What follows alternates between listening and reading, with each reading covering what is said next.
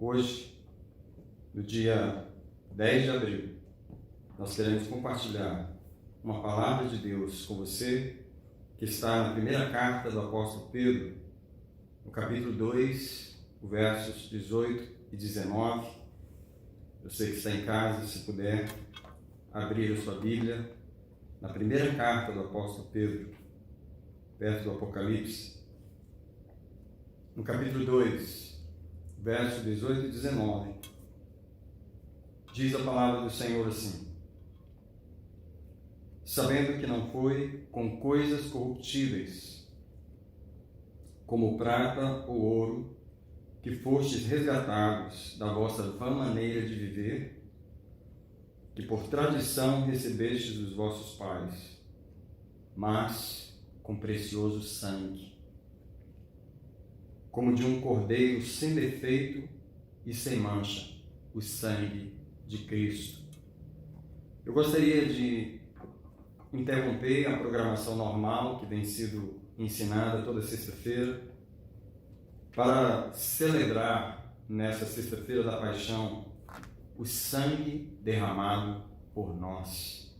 Não poderíamos deixar de passar essa sexta-feira, porque foi justamente num dia como esse que das 9 horas da manhã, crucificado, até as 3 horas da tarde, Jesus permaneceu naquela cruz durante 6 horas, derramando o seu sangue por nós. O sangue que hoje a gente protege a nossa casa do coronavírus, o sangue que hoje nós confessamos os pecados e baseado nele somos perdoados, o sangue que através dele nós vencemos Satanás, como diz, eles o venceram pelo sangue do Cordeiro, o sangue por causa do qual nós temos a cura das enfermidades, o sangue no qual nós temos a purificação dos nossos pecados.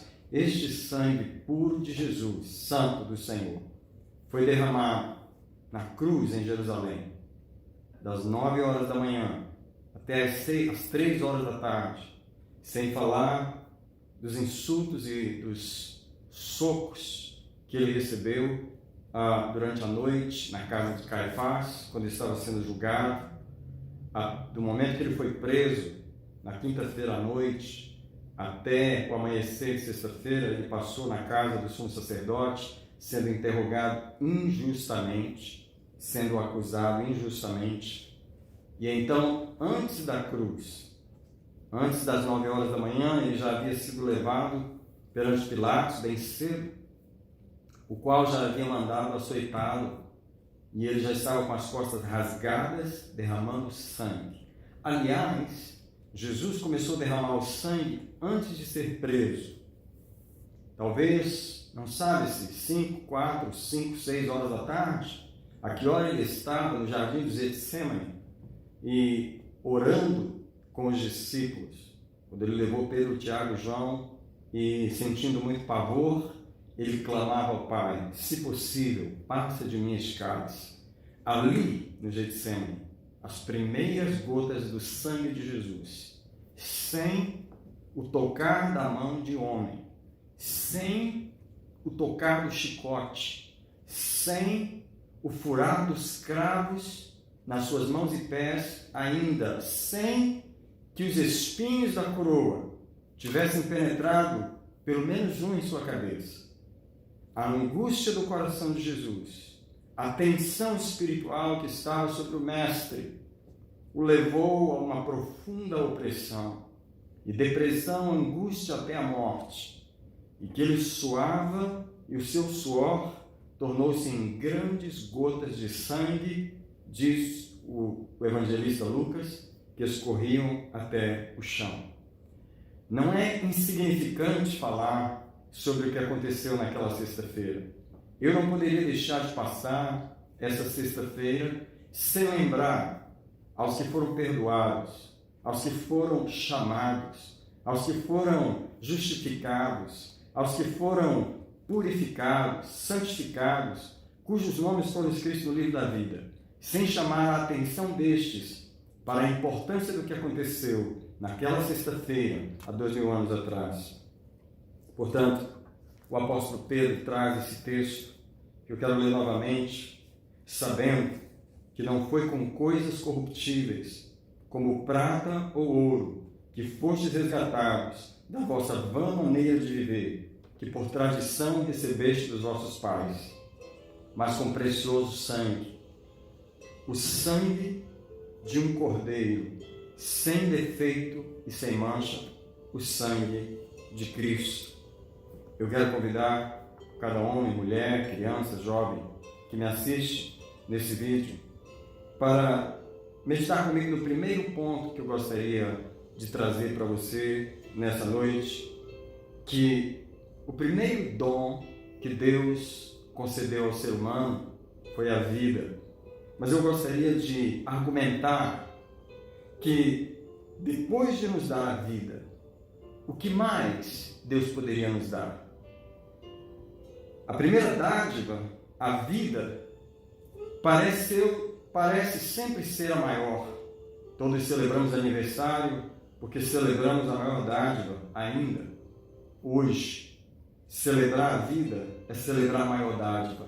E deixa eu dizer, quando a gente celebra saúde, ou dinheiro, ou abrigo, ou alimento, ou mesmo perdão e reconciliação, nós não estamos celebrando nada mais que senão as provisões de Deus para manter a vida, as provisões de Deus para sustentar a vida. Sou o dom que está por trás de todas as bênçãos de Deus, de todos os dons de Deus. O dom que é mantido por Deus e defendido por Deus é a vida. Eu queria perguntar, além da vida, o primeiro dom principal, quando Deus criou Adão e Eva e os colocou no jardim, além desse dom maravilhoso de viver, haveria alguma outra coisa que Deus poderia nos dar de mais precioso? Eu quero dizer para você, antes de responder essa pergunta, que mesmo antes de Deus nos dar a vida, mesmo antes de Ele criar homem e mulher, formar homem e mulher no jardim do Éden, Ele já sabia que essa vida podia correr perigo. Poderia correr perigo. Em Gênesis, capítulo 2, versículo 16 e 17, há uma promessa de Deus de que essa vida que estava criada no jardim do Éden agora, Adão e Eva, corria risco. Gênesis 2,16, ordenou o Senhor ao homem, dizendo: de toda a árvore do jardim podes comer livremente, mas da árvore do conhecimento do bem e do mal, dessa não comerás, porque no dia em que dela comeres, certamente morrerás. Aqui está o grande perigo que a vida corria. E Deus já sabia do perigo que a vida corria antes da vida nascer. Por isso, essa possibilidade de morte era uma coisa tão real que, na verdade, se tornou um fato, porque o homem finalmente comeu daquela árvore e terminou realmente morrendo. Eu gostaria de dizer que Deus, no momento em que a vida começa a correr risco, Ele começa a revelar a provisão maior do que a vida. Ele começa a revelar algo que Ele tinha escondido, algo maior, algo melhor, algo que era anterior ao dom da vida, que era justamente o sangue. Era o sangue. E eu queria levar você para Gênesis, capítulo 3, verso 21, se você puder ler comigo um minutinho. Gênesis 3, versículo 21. Porque aqui nós vemos como Deus pela primeira vez proveu a sustentação da vida. E o Senhor Deus fez túnicas de peles para Adão e sua mulher e os vestiu. O que acontece é que quando a vida foi dada, quando Deus colocou o homem no jardim e Eva, eles não precisavam se cobrir, eles não precisavam de uma roupa, eles não precisavam de uma cobertura. E a vida estava protegida na obediência. Mas como essa obediência era voluntária e ela poderia, em qualquer momento, ser desobedecida, o que realmente aconteceu, Deus matou um animal, um cordeiro, tirou a pele e agora fez roupas para Adão e Eva. Você percebe que para a vida continuar, agora Deus tem que cobrir Adão e Eva com peles feitas, isso é uma roupa feita pelas próprias mãos de Deus. Essa roupa foi tirada da pele de um animal que teve que morrer e derramar o sangue. E Deus, nesse derramar do sangue, o primeiro sangue derramado não foi o sangue de Caim, o primeiro sangue derramado não foi do primeiro homem que morreu, o primeiro sangue derramado foi o daquele cordeiro que Deus matou para tirar as vestes, porque agora o homem precisava de uma cobertura. Eu estou falando justamente da cobertura do sangue.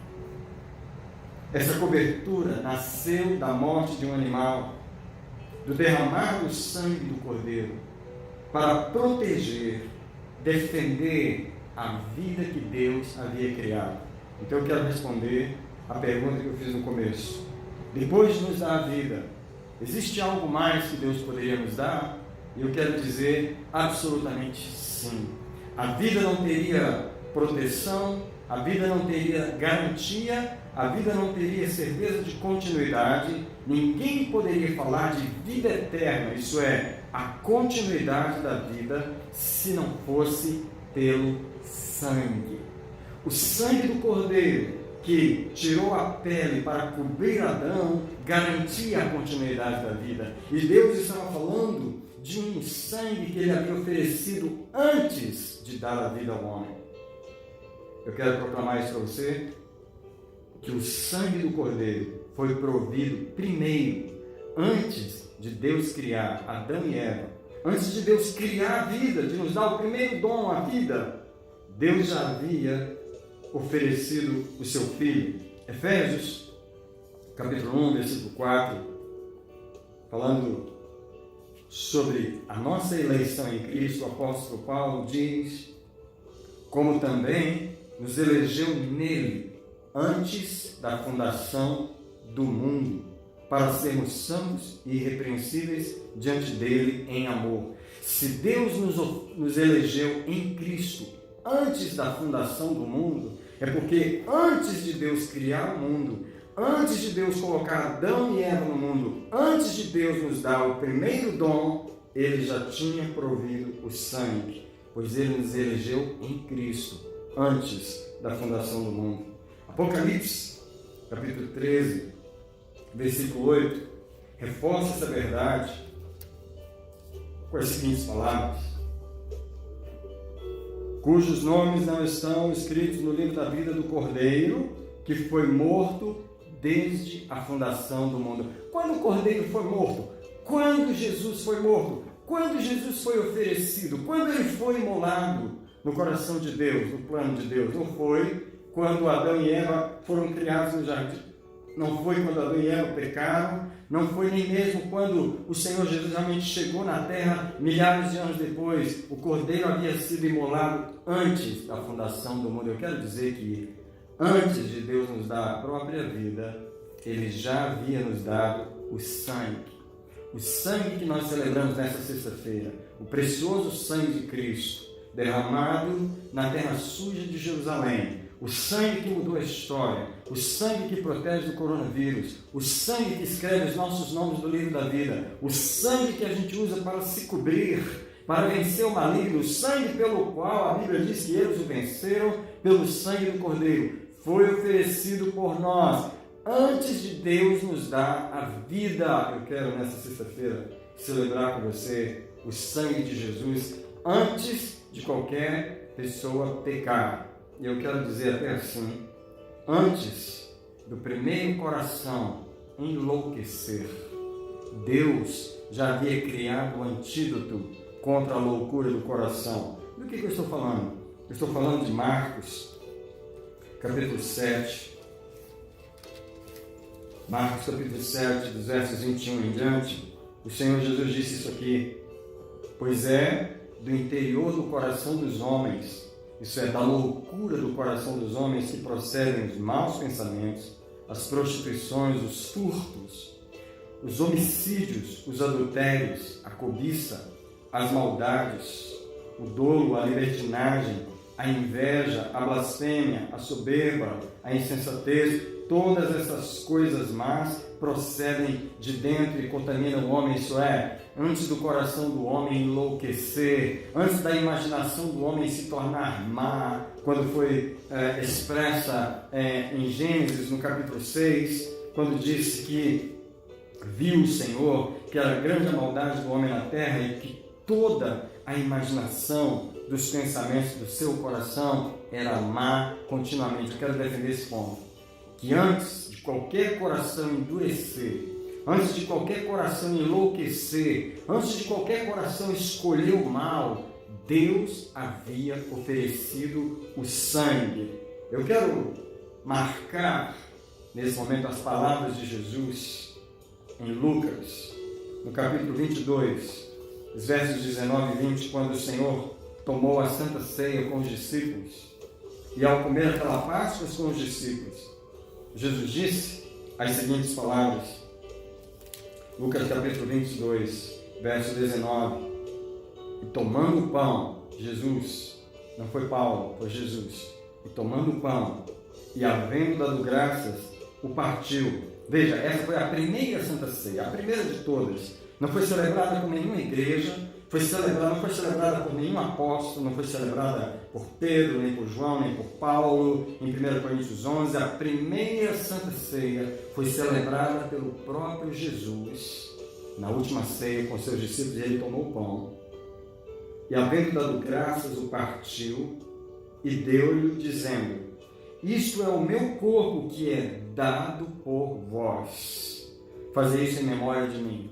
O que eu quero enfatizar é que o corpo de Jesus foi dado por nós. E o verso seguinte, o verso 20 diz: semelhantemente, depois de cear o pão, ele tomou o cálice, dizendo: este cálice é um novo pacto no meu sangue, que é derramado por vós.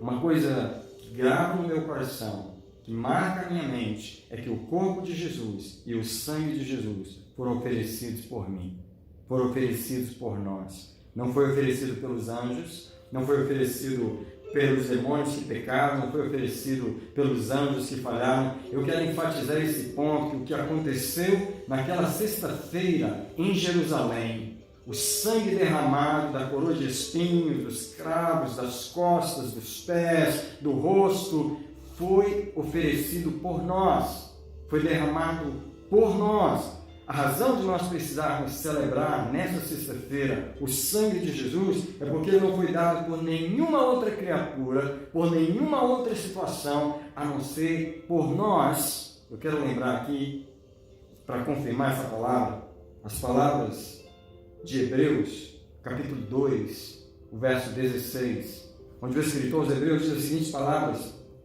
Veja só, Hebreus 2,16, pois, na verdade, falando de Jesus, presta auxílio, ele não presta auxílio aos anjos, mas sim à descendência de Abraão. O escritor aos Hebreus está falando sobre o sacrifício de Jesus, sobre o derramar do sangue de Jesus, está dizendo que, na verdade, ele não presta auxílio aos anjos. Isso é, o sangue de Jesus, esse oferecimento em Jerusalém, não foi oferecido para redimir aqueles anjos que pecaram, pois não presta auxílio aos anjos, mas sim à descendência de Abraão, que somos nós. Então, queridos, por que temos que celebrar? Porque este sangue foi derramado por nós, o corpo de Jesus. Se há uma coisa que Deus fez por mim, por você, se há uma coisa que Deus derramou por mim, por você, se há uma coisa que Deus ofereceu por mim, por você, foi o corpo e o sangue do Senhor Jesus. Por isso que eu pergunto nessa noite, depois de Deus nos dar a vida, o primeiro dom, o dom mais especial, esse dom que sem ele nós não conheceríamos prazer ou dor, sofrimento ou alegria, não conheceríamos absolutamente nada sem o dom da vida. Mas depois de Deus nos dar a vida, qual é o bem mais precioso, qual é o dom mais precioso que ele nos deu? Senão o sangue do seu próprio Filho. Porque sem o sangue de Jesus, essa vida que Deus nos deu foi ameaçada pela morte, e ela realmente correu o risco de se perder na eternidade, como muitos perderam essa vida. Pessoas que viveram na terra perderam a oportunidade de viver a eternidade, porque não lançaram mão da segunda dádiva. A primeira dádiva é importante, mas a segunda é maior. Nascer é importante, mas ser lavado no sangue é maior. Nascer nessa terra, viver, crescer e ter entendimento e aprender é importante, mas ser coberto pelo sangue, ser purificado no sangue, ter o nome gravado no livro da vida pelo sangue é uma dádiva muito maior, porque é somente o sangue que tem esse poder de proteger a vida. A vida precisa de cobertura. E Deus matou um cordeiro, tirou a pele dele e cobriu Adão e Eva, dizendo: eu vou cobrir vocês com o sangue do cordeiro quando ele for derramado no mundo. Eu quero passar nesse momento para um terceiro ponto nessa ministração dessa sexta-feira santa, que é as oportunidades e as provisões que nós temos no sangue de Jesus. Você que se agarra no sangue de Jesus, você que se utiliza do sangue de Jesus, você que clama pelo sangue de Jesus, você que passa o sangue de Jesus nos umbrais da sua porta, especialmente nesse momento de coronavírus, onde nós estamos realmente nos apegando ao sangue de Jesus. Eis aqui oportunidades e provisões do sangue de Jesus. A primeira é o perdão. Olha, perdão foi a nossa primeira necessidade com Deus. Nós vivemos em inimizade com Deus. Diz Efésios, no capítulo 2, que a nossa maior necessidade, a primeira de todas, era perdão. Por quê? Porque em Efésios 2, nos versículos 12 a 14, diz assim: estáveis naquele tempo sem Cristo, separados da comunidade de Israel, estranhos aos pactos da promessa, não tendo esperança e sem Deus no mundo, mas agora em Cristo, vós que estáveis longe, pelo sangue de Cristo chegastes perto, porque Ele é a nossa paz, o qual de ambos os povos fez um. E olha, derrubando a parede da separação que estava no meio, havia uma separação no meio, na sua carne desfez a inimizade. Nós vivíamos em inimizade com Deus, e a primeira provisão do sangue de Jesus foi perdão entre nós e Deus, para que a gente pudesse acabar a inimizade.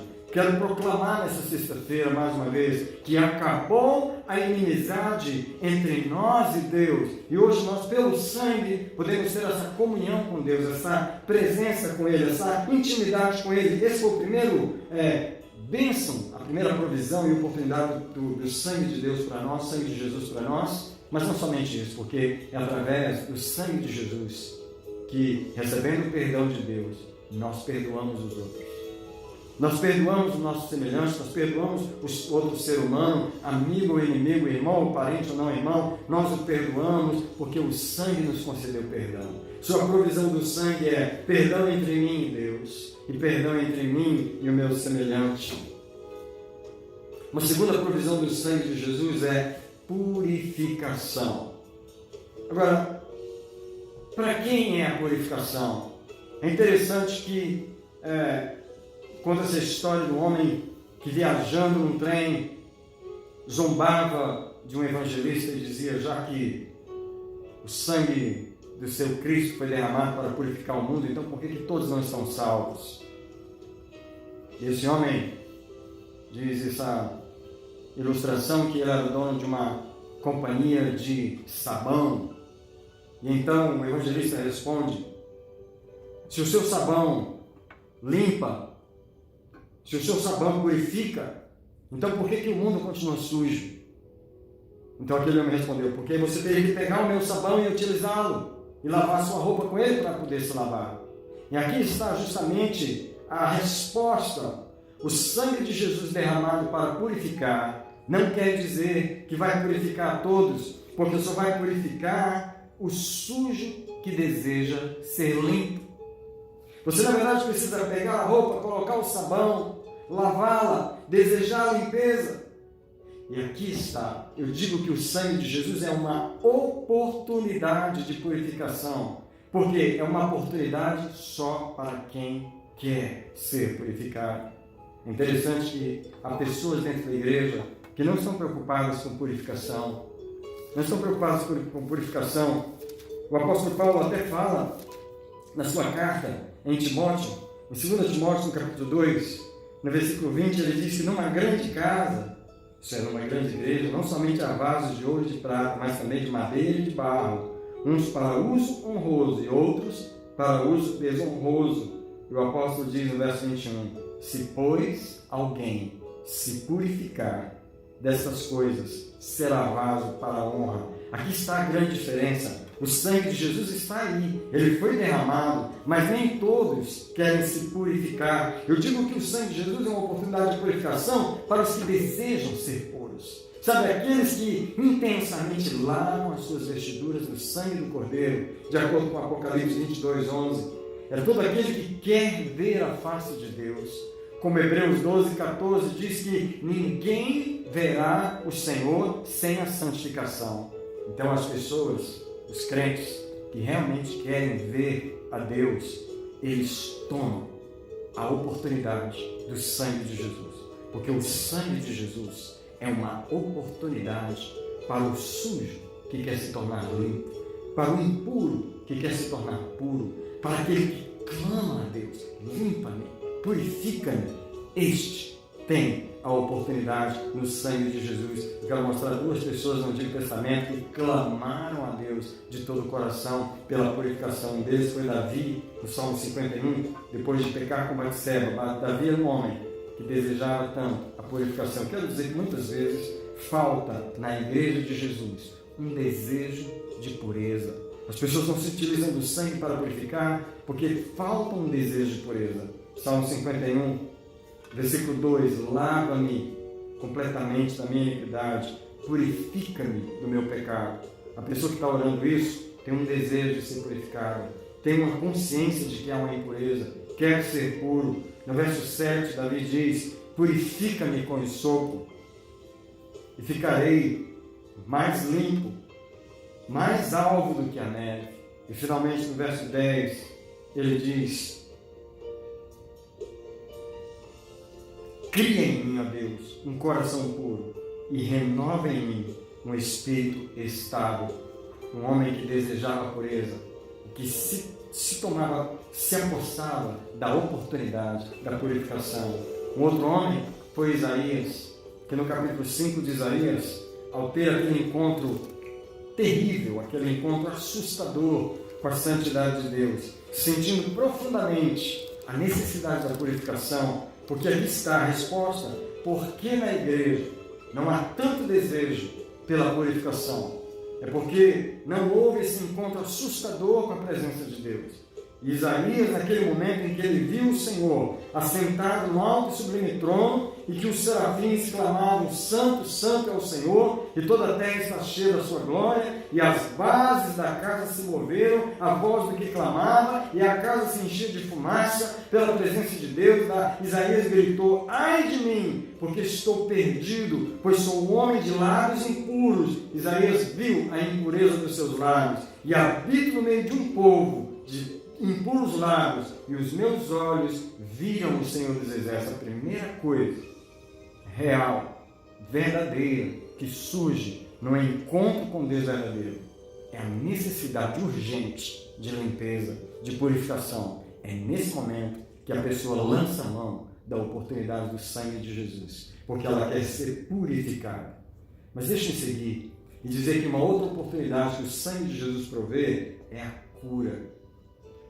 O sangue de Jesus é esse antisséptico, é esse anti-inflamatório que você coloca numa ferida. O sangue de Jesus é esse antibiótico espiritual, é esse anti-infeccioso, esse antideteriorante que protege o coração da infecção da amargura no meio da ferida, no meio da dor, no meio do trauma, no meio do abuso. As pessoas que não querem que o coração enlouqueça, não querem que o coração se desvaia com a dor, com a loucura, elas